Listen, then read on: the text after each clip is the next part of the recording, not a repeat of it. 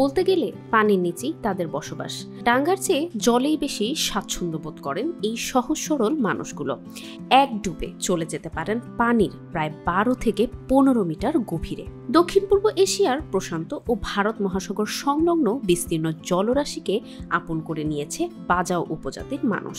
জীবনের বেশিরভাগ সময় যাদের কাটে সাগরের গভীর জলে। বাজাও উপজাতির মানুষের বাস ইন্দোনেশিয়া, মালয়েশিয়া ও ফিলিপাইনে। এদের বলা হয় বিশ্বের বেস্ট ফ্রি ডাইভার্স বা সেরা ডুবুরি, কারণ তাদের আছে এক্সট্রা অর্ডিনারি ফ্রি ডাইভিং ক্ষমতা। পানির নিচে অনায়াসে চলে যেতে পারেন 15 মিটারেরও বেশি, বাচ্চারা যেতে পারেন প্রায় 20 মিটার।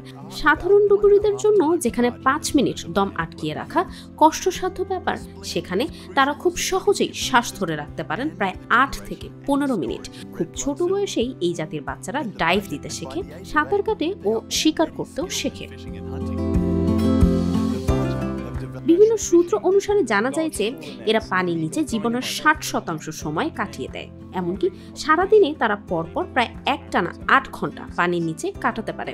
তবে সবচেয়ে অবাক করা বিষয় হলো এই উপজাতিরা কোনো দেশের নাগরিক নন। প্রজন্মের পর প্রজন্ম তারা কাটিয়ে দিচ্ছেন সাগরের উপকূলে ঘর বেঁধে এবং সাগরকে ভালোবেসে। নাগরিকত্ব না থাকায় তাদের মিলছে না কোনো সরকারি সুবিধাও। পানির মাছ শিকার করে ও পানিতে ঘুরে খেয়ে পড়ে চলে যায় এদের জীবন। আর তাই এই জাতিকে বলা হয় সি জিপসি বা সি নোম্যাড।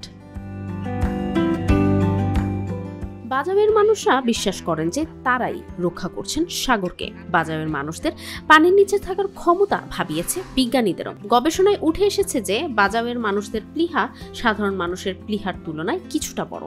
এ কারণেই তারা পানির নিচে এতটা সময় থাকতে পারে। এছাড়া এদের জিনগত কিছু ভিন্ন বৈশিষ্ট্য রয়েছে। এদের শরীরে কার্বনিক অ্যানহাইড্রেস নামে এক বিশেষ এনজাইম তৈরি হয়, যা রক্তস্রোতে খুবই ধীরে কার্বন ডাই অক্সাইড পাঠায়, যা দীর্ঘ সময় শ্বাস ধরে রাখতে সাহায্য করে। সাগরের ভাষা বোঝে এই উপজাতি। তারা সাগরের বুকেই এমন ঘর তৈরি করে থাকে যা যে কোনো সময় খুলে ফেলা যায়, ফলে প্রাকৃতিক দুর্যোগেও তাদের খুব একটা ক্ষতি হয় না। এছাড়া বাজাওয়ের উপস্থিতি সাগরের দূষণ কমাতে এবং কোরাল সংরক্ষণে ভূমিকা রাখে। তাই সাগর বাঁচাতে হলে বাজাও উপজাতিদের স্বীকৃতি দেওয়া এখন সময়ের ব্যাপার। বুশরা সুলতানা, RTV।